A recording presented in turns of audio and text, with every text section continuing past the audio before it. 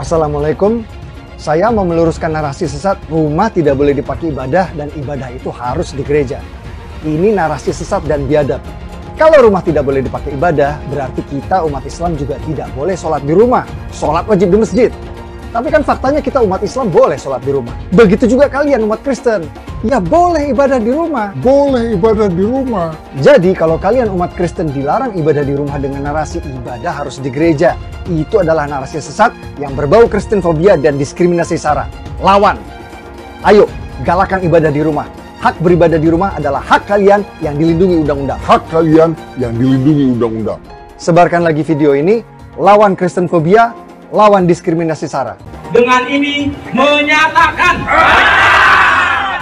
menolak pemberian izin, rekomendasi, dan pembangunan sarana ibadah non-muslim di wilayah Sindang Jaya. Terima kasih. Assalamualaikum warahmatullahi wabarakatuh. GKJ Bandung berdiri dari tahun 1926 sampai hari 97 tahun. 97 tahun, berarti bisa dikatakan GKJ lebih tua daripada kemerdekaan Republik Indonesia. Itu dia. Tapi yang aneh itu, dulu sebelum merdeka bisa mendirikan gereja. Nah setelah merdeka, lah kok susah mendirikan gereja. Setidaknya 200 gereja disegel dan ditolak dalam 10 tahun terakhir.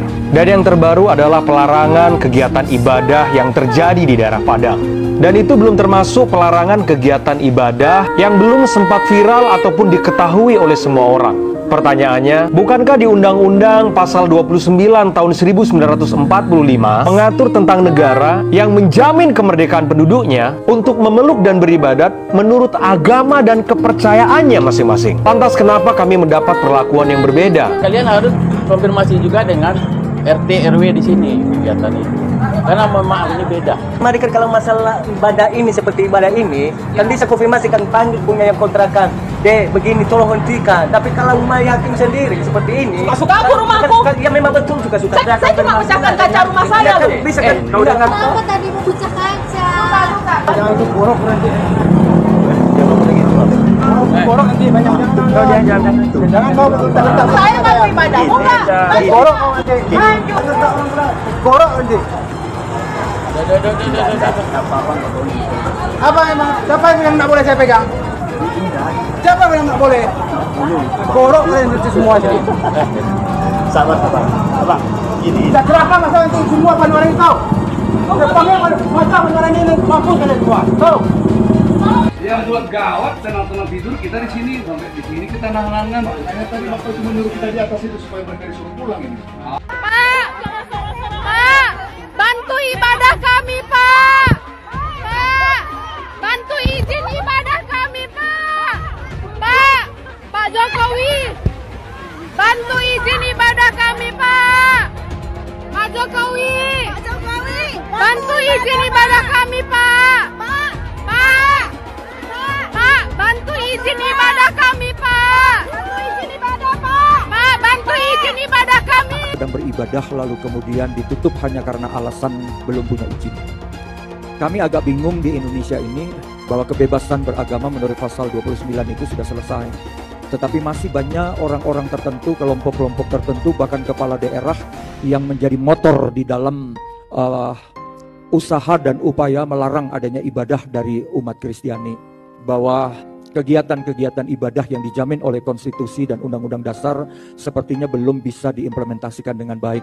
Tetapi kalau sampai hari ini kemudian betapa susahnya kami harus beribadah. Saya masih menanti pemimpin di negeri ini yang bisa menjamin bahwa toleransi di dalam kebangsaan itu benar-benar bukan merupakan wacana, tetapi dia merupakan sebuah bagian dari perjuangan yang harus kita jaga bersama-sama. Kita nggak mau kok, kita hanya mau beribadah di sini. Kita cuma mau berdoa kepada Tuhan kita kok. Ya. Kita nggak minta apa-apa. Kita keluarga negara Indonesia punya hak yang sama. Tapi kami mohon untuk sekali ini kita ikuti dulu, kasih kesempatan sama pemerintah.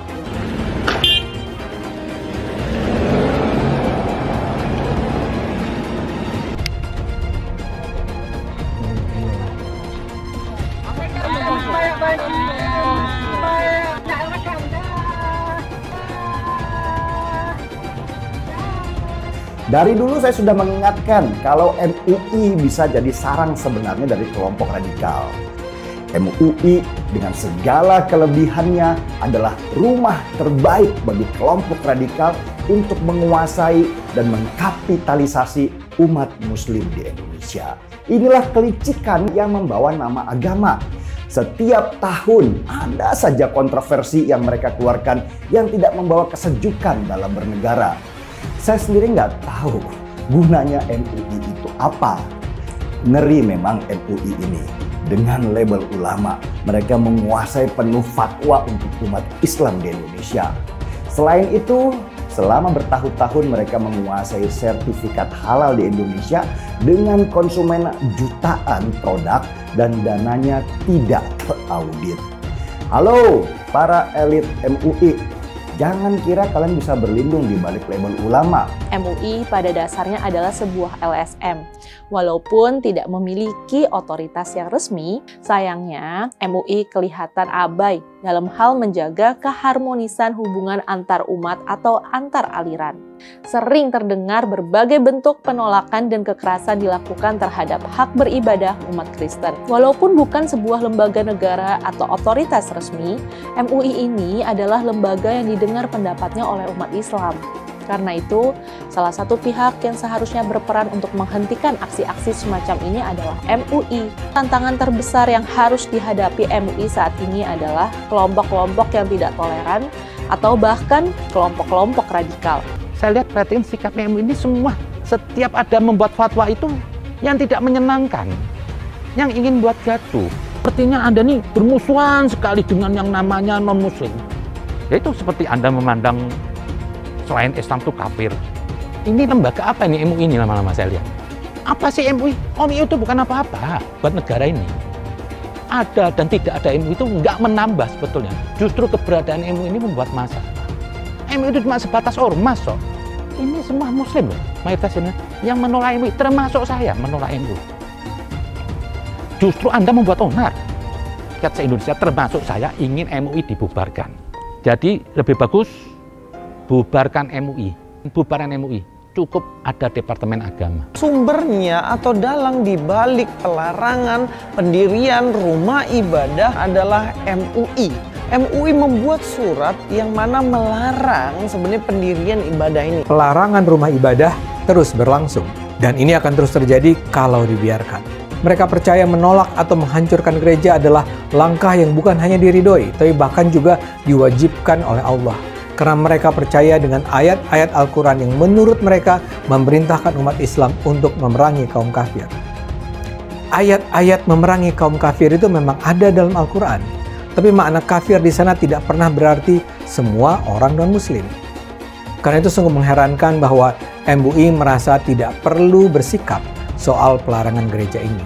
Pendiaman ini menyebabkan serangan terhadap umat Kristen terus berlangsung. Bila MUI terus membiarkan kejahatan ini terus terjadi, nama Islam akan terjerumus ke dalam lembah kehinaan. Bahkan lebih dari itu, bila MUI bungkam, MUI sebenarnya sedang membiarkan para pelaku penyerangan dan perusakan itu berada di jalan yang sesat. Akibatnya Islam nampak sebagai sebuah agama yang penuh kebencian, permusuhan, dan sama sekali tidak bisa disebut sebagai agama damai. MUI harus menyerukan dihentikannya pelarangan gereja. MUI harus menyerukan umat Islam untuk menganggap umat Kristen sebagai saudara. Asalnya gedung ini tidak digunakan lagi untuk kegiatan ibadah. Ini yang mencoreng kota Binjai dari kereligiusannya, dari kedamaiannya. Kita meminta supaya tidak ada kegiatan di sini. Kami dari masyarakat yang berada dari lingkungan 1 sampai 6 turun untuk Kita dilarang beraktivitas seperti itu. Jadi kalau misalkan Anda tahu, tadi kan kami dengar. Kami dengar di bawah. Kami cuma berdoa, kami berdoa aja, cuma 12 orang. Iya, cuma kan izinnya itu. Poin penting di SKB 2 Menteri ini yang perlu kita ketahui bersama. Pada bab 1 pasal 3 dari aturan SKB 2 Menteri disebutkan, rumah ibadat adalah bangunan yang memiliki ciri-ciri tertentu yang khusus dipergunakan untuk beribadat, tidak termasuk tempat ibadat keluarga. Poin pentingnya adalah tempat ibadat keluarga tidak perlu pakai izin. Apa itu yang dimaksud dengan tempat ibadat keluarga? Kalau di Islam namanya musola, kalau di Kristen namanya kapel atau rumah doa. Apakah perlu izin untuk bikin musola di rumah atau di ruko? Tidak. Begitu juga untuk bikin kapel di rumah atau di ruko, tidak perlu minta izin. Jadi umat Kristen ibadah di rumah atau di ruko tidak perlu minta izin. Saya ulang, tidak perlu minta izin. Banyak Pak Pendeta dan jamaah tidak tahu pengecualian ini, sehingga mereka pasrah saat ada yang datang membubarkan. Ibadah di rumah dan di ruko sama seperti umat Islam sholat jamaah di musola rumah atau di musola ruko. Dibolehkan oleh SKB 2 Menteri dan tidak perlu minta izin pada siapapun. Jadi tolong pahami pengecualian ini dan jangan lagi mau dibubarkan. Kita mau jujur, SKB 2 Menteri hanya berlaku bagi kaum minoritas saja. SKB 2 Menteri seringkali digunakan menjadi instrumen atau alat untuk menggebuk kaum minoritas, mengancam kebebasan beribadah. Mirisnya tidak terlihat semangat dan kesungguh-sungguhan dari Kementerian Agama dan pemerintah Indonesia untuk merevisi SKB 2 Menteri ini. Itu sebabnya saya mau mengajak melalui video ini, sama-sama kita berjuang untuk menegakkan konstitusi dengan tujuan utama merevisi kembali SKB 2 Menteri ini. Ya, saya tidak mau suatu saat anak saya ketika tumbuh dewasa masih harus berjuang untuk kebebasan beragama. Mari sama-sama bergandengan tangan berjuang untuk merevisi SKB 2 Menteri ini sehingga Indonesia menjadi rumah yang nyaman bagi semua golongan dan semua agama. Sebenarnya penegakan hukum di Indonesia ini untuk orang-orang intoleran itu sudah bagus, asal jangan pernah berpikir kalian minoritas. Kalau kalian tidak melaporkan, bagaimana bisa diproses? Nunggu sejuta umat bersuara, menyuarakan itu, tapi cuma komentar, tindakannya nggak ada. Bilangnya apa? Kita cuma minoritas. Itulah karena kalian tidak nasionalis, makanya kalian itu mengecilkan diri kalian sendiri. Kita ini punya hak yang sama di Indonesia, ya. Semua yang beragama itu mempunyai hak beribadah. Sejauh ini cuma teman-teman dari Dharmapala loh yang berani menuntut keadilan, bukan karena mereka minoritas, tapi karena mereka punya hak yang sama sebagai warga negara Indonesia. Apakah dalam prosesnya teman-teman Dharmapala itu lancar-lancar saja? Tidak. Kasusnya pernah ditolak dengan alasan laporannya sudah ada atau sudah ada yang melaporkan. Tapi mereka terus kawal, terus kekeh. Akhirnya mantan Menteri Roy Suryo bisa dimasukkan ke penjara atas dasar penghinaan terhadap lambang-lambang agama. Apalagi ini yang menyetop orang beribadah, bukan siapa-siapa pula. Terus kenapa alasannya kalian tidak mau bersuara? Kalian tidak mau melakukan, kalian tidak mau melaporkan. Kenapa? Bersatu, berbuat. Jangan cuma diam. Mengenai kebebasan beribadah dan kebebasan beragama. Beragama Kristen, Katolik, Hindu, Konghucu, hati-hati, ini memiliki hak yang sama dalam beribadah. Beragama dan beribadah itu dijamin oleh konstitusi kita, dijamin oleh Undang-Undang Dasar 1945, Pasal 29 Ayat 2. Dandim, Kapolres, Kapolda, Pangdam harus ngerti ini. Jari, Kejati, FKUB misalnya, maka tidak memperbolehkan membangun tempat ibadah. Hati-hati loh, konstitusi tidak boleh kalah dengan kesepakatan. Karena saya lihat masih terjadi.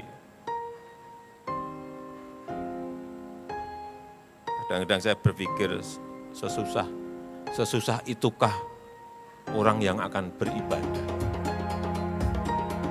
Sedih kalau kita mendengar. Bagaimana dalam agama Islam seorang muslim karena jabatannya dia memberi izin berdirinya rumah ibadah seperti kelenteng, gereja, dia dapat dosa jariah mengalir terus sampai hari kiamat. Setiap berbunyi teng teng bisa dibelangkung malaikat, teng kelompang, teng kelompang, teng kelompang, teng kelompang. Rasakanlah tuh, rasakan. Pancasila Soekarno, ketuhanan ada di pantat. Anak Tuhan dari mana? Kalau Yesus anak Tuhan, bidangnya siapa? Besok di seluruh wilayah Indonesia kami katakan dalam. Karena di salib itu ada jin kafir. Karena di salib itu ada jin kafir. Karena di salib itu ada jin kafir. Haleluya. Kepalanya ke kiri apa ke kanan? Kepalanya ke kiri apa ke kanan? Tetap percaya salib itu lambang mulia, bukan jin. Kok ketawa? Aku nggak nyindir siapa-siapa. Hai teman-teman, tahun ini adalah tahun yang bagus untuk trading di market kripto, terutama Bitcoin, ataupun meme coin seperti Dogecoin dan kripto lainnya.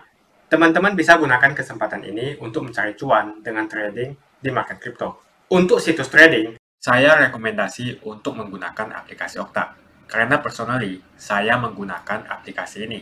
Alasan lainnya kelihatan di sini, untuk aplikasi Okta sudah dapat penghargaan sebanyak ini sebagai aplikasi trading dan investasi terbaik di Asia sejak beroperasi di tahun 2011. Untuk aplikasi Okta merupakan tempat yang lengkap buat teman-teman untuk trading kripto, forex, saham global, dan lainnya. Untuk trading, teman-teman cukup registrasi dengan menggunakan link di kolom deskripsi, lalu deposit, tentukan apa yang ingin kalian tradingkan, lalu tekan tombol buy. Sesimpel itu. Untuk minimal deposit, cuma Rp400.000 saja. Jadi cocok banget untuk pemula.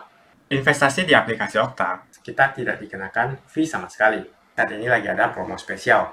Welcome bonus buat kamu yang register dan deposit. Teman-teman akan dapatkan 100% dari jumlah deposit pertama. Contohnya teman-teman deposit 1 juta, maka akan menjadi 2 juta. Karena welcome bonus 100% dari jumlah depositnya.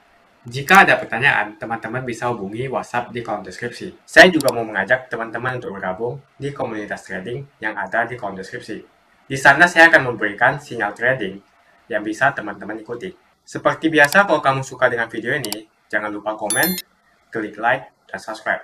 Kemarin banyak kejadian, salah satunya yang paling penting adalah penyerbuan warga yang dimotori oleh ketua RT bawa senjata tajam menggerebek mahasiswa Universitas Pamulang yang mengadakan malam Rosario. Pernahkah Rasulullah beserta para sahabat datang ke rumah warga yang non-muslim, entah itu orang Yahudi atau orang Nasrani di Madinah, lalu kemudian mengancam mereka dengan pedang atau melakukan penusukan terhadap mereka karena mereka berbeda agama dan melakukan ritual-ritual di rumahnya? Saya mau tanya, ini yang ingin saya gugat hari ini kepada warga yang ikut menyerbu itu. Saya mau tanya, adakah sejarah Rasulullah menyerbu orang-orang yang berbeda agama di Madinah sambil membawa pedang untuk mengancam mereka supaya mereka tidak beribadah? Pernahkah ditemukan sejarah itu? Lalu kalian orang-orang yang menyerbu rumahnya adik-adik kita dari Universitas Pamulang yang melakukan ritual malam Rosario itu, mencontoh siapa saya mau tanya? Dianjurkan oleh siapa saya tanya? Menurut saya tidak pernah Rasulullah melakukan hal itu, yang senista itu, yang sehina itu. Siapa yang pernah menemukan sejarah ini? Saya tantang sekarang. Silahkan sebut nama kitabnya. Silahkan sebut nama periwayatnya. Pernahkah Rasulullah melakukan itu? Justru Rasulullah memberikan syiar-syiar Islam dengan cara damai dan kemanusiaan kepada orang-orang Yahudi maupun orang Nasrani.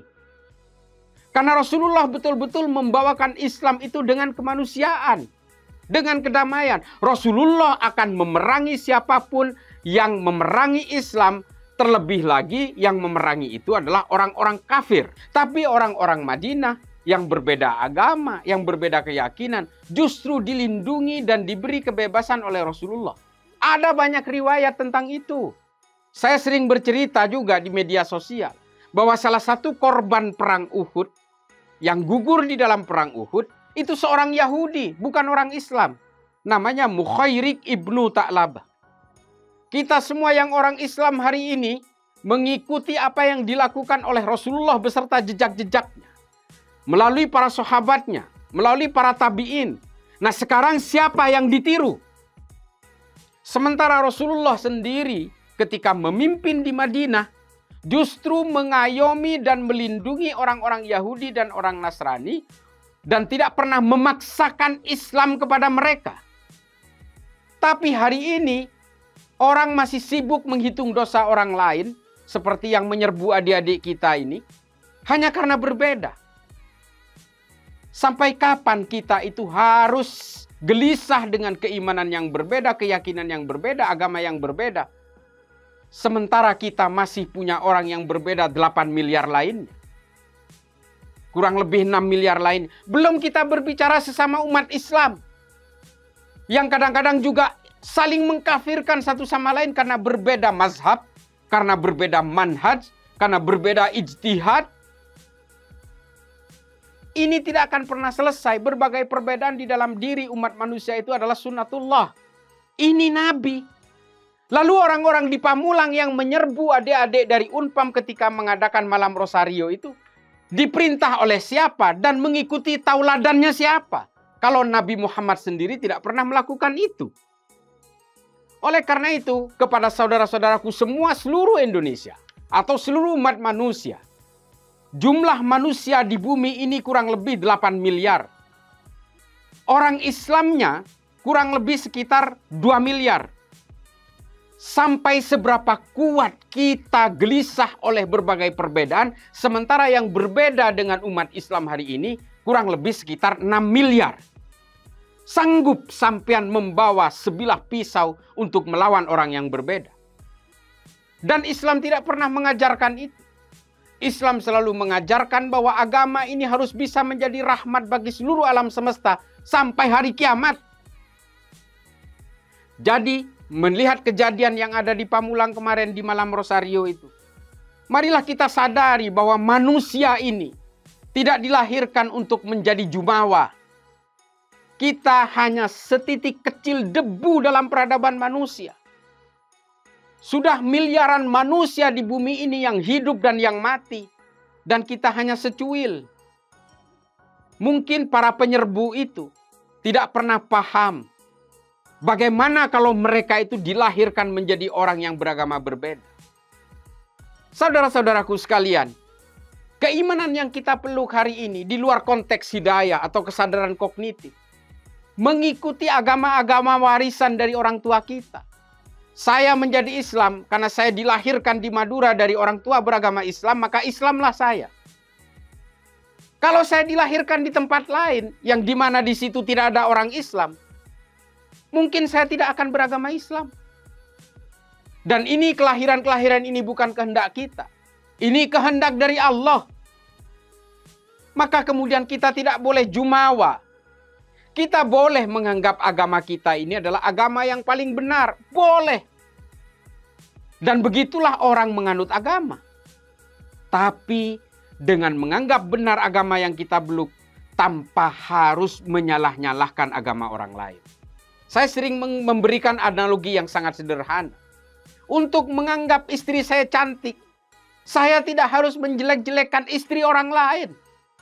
Demikian juga dengan agama saya. Saya menganggap Islam itu adalah agama yang paling benar.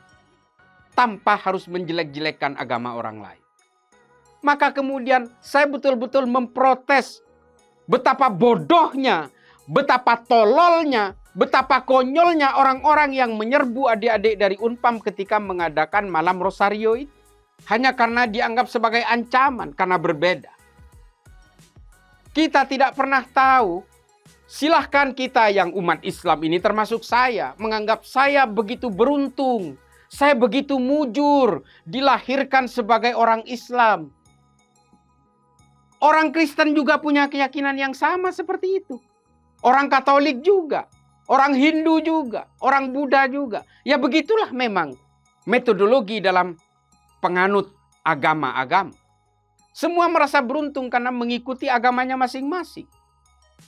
Orang-orang yang menyerbu adik-adik Unpam kemarin ketika mengadakan malam Rosario itu, kalau mereka itu dilahirkan di NTT atau di Papua atau ditakdirkan oleh Allah untuk lahir di Eropa sana, mungkin tidak mengenal Islam. Mungkin juga tidak mengenal apapun, bisa jadi tidak beragama, atau memang dilahirkan menjadi Katolik, dilahirkan menjadi Protestan. Karena kita semua ini mengikuti agama orang tua kita. Lalu kita kemudian merasa petentang-petenteng bahwa kita adalah penguasa bumi ini karena saya Islam. Karena saya Kristen. Karena saya Katolik. Tidak ada kewajiban-kewajiban seperti itu. Anjuran-anjuran seperti itu. Rasulullah selalu memberikan syiar Islam dalam kedamaian dan kemanusiaan. Rasulullah menyuapi pengemis buta. Rasulullah menjenguk orang-orang non-Islam ketika sakit. Rasulullah memberikan fasilitas pelataran masjid ketika ada orang tidak mampu melakukan pernikahan anaknya, sehingga Rasulullah menyediakan pelataran masjid. Banyak kisah-kisah yang bersifat koeksisten seperti itu. Ingat, takdir-takdir kelahiran dan takdir-takdir keimanan itu berbanding sejajar. Orang kemudian bisa berpindah agama karena perkawinan. Orang bisa berpindah agama karena kesadaran. Tapi percayalah, yang dimaksud dengan syiar Islam adalah dengan kelembutan, kearifan, kedamaian, dan berbasis kemanusiaan. Kalau Islam digambarkan dengan senjata tajam, kucuran darah, pedang yang tajam, siapa yang akan tertarik kepada Islam? Selama puluhan tahun, Islam digambarkan sebagai agama teroris, diframing oleh orang-orang yang tidak suka kepada Islam. Pada akhirnya dengan kejadian seperti yang ada di Pamulang ini, orang akan menganggap, orang-orang non-Islam akan menganggap bahwa, oh ya benar, Islam itu identik dengan kekerasan. Makanya saya bilang orang-orang di Unpam yang menyerbu adik-adik kita ketika mengadakan malam Rosario itu adalah orang-orang bodoh, tolol, konyol, tidak mengerti tentang Islam. Dia pikir mempertahankan Islam dan menyebarkan Islam bisa dengan senjata tajam. Ini adalah efek dari ulama-ulama yang kadang-kadang menyerukan kebencian kepada pemeluk agama lain. Menyerukan kebencian dan permusuhan kepada orang yang berbeda. Ini adalah ulama-ulama yang tidak wajib untuk diikuti. Bahkan haram untuk diikuti. Ini hanya akan semakin membuat jelek wajah Islam dan syiar Islam. Saya kira itu saja. Mudah-mudahan tidak ada lagi kejadian seperti yang terjadi di Pamulang. Mari kita hidup damai. Mari kita perkenalkan Islam dengan akhlak dan adab yang baik. Karena orang-orang non-Islam akan melihat tingkah laku kita sebelum mempelajari Quran dan hadis yang kita yakini ini. Mereka akan melihat bagaimana akhlak dan adab kita. Saya kira itu saja. Mari kita bangun toleransi. Kita bangun kemanusiaan dan kedamaian supaya agama yang kita peluk ini tetap rahmatan lil alamin. Jumpa lagi dengan saya di channel Jonas Leong. Terima kasih banyak buat kalian sudah like dan subscribe di channel Jonas Leong. Sebelum video ini dimulai, saya mau nanya, kenapa ada keinginan untuk menutup dan mengganggu rumah ibadah agama minoritas, terutama agama Kristen? Silahkan tuliskan pendapat kalian di kolom komentar. Masalah intoleransi semakin tak terbendung.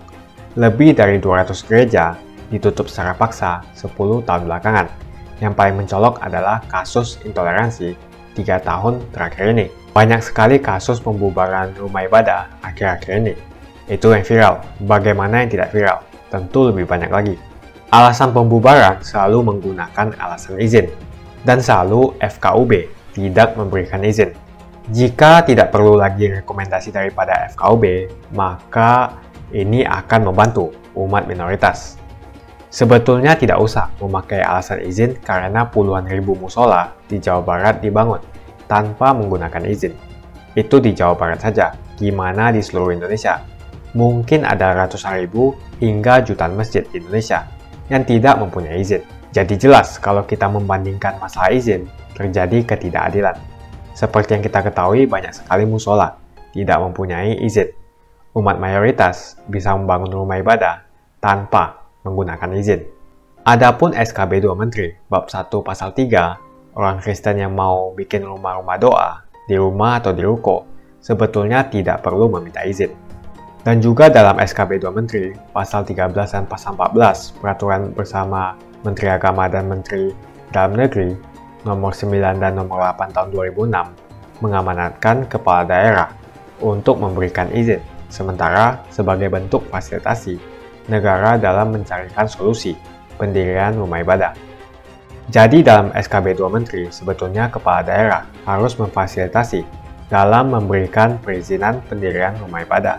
Akan tetapi dua pasal ini dianggap tidak ada oleh ormas-ormas preman berjubah agama itu. Yang dipermasalahkan oleh ormas preman berjubah agama itu selalu rekomendasi FKUB yang ada di SKB 2 Menteri. Semoga rekomendasi FKUB yang ada di SKB 2 Menteri bisa dihilangkan. Menurut saya selama SKB 2 Menteri tentang rekomendasi FKUB tidak direvisi, maka masalah-masalah penolakan rumah ibadah agama lain di tempat-tempat lain di seluruh Indonesia akan terus terjadi. Konstitusi jelas memberikan jaminan perlindungan negara kepada orang untuk beragama dan melaksanakan ibadah sesuai dengan kepercayaan dan agamanya. Maka tidak boleh tunduk pada kesepakatan. Bunyi pasal 29 ayat 2 Undang-Undang 1945, negara menjamin kemerdekaan tiap-tiap penduduk untuk memeluk agamanya masing-masing dan untuk beribadah menurut agama dan kepercayaannya itu. Mulai saat ini jangan diam.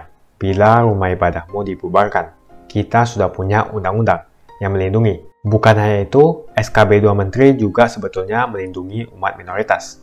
Jadi ayo bantu sebarkan video ini, supaya semakin banyak yang mengetahui tentang hal ini.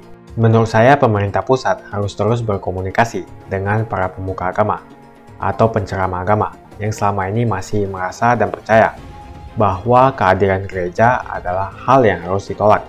Dan para pemuka agama itu harus sadar bahwa menolak pembangunan gereja bukan saja bertentangan dengan konstitusi, tapi juga bertentangan dengan ajaran agama itu sendiri dan juga akhlak. Jadi menurut kalian, kenapa ada keinginan untuk menutup atau mengganggu rumah ibadah agama minoritas? Apa alasannya? Tuliskan menurut kalian apa alasannya, dan kita akan bahas di video selanjutnya. Jika kalian suka dengan pembahasan saya tentang perizinan rumah ibadah, pastikan Anda semua menekan like di video ini. Dan bagikan video ini ke teman dan family Anda supaya mereka semua mengetahui informasi ini. Tekan tombol subscribe dan bunyikan lonceng notifikasi supaya kamu tidak ketinggalan info dari channel Jonas Leong.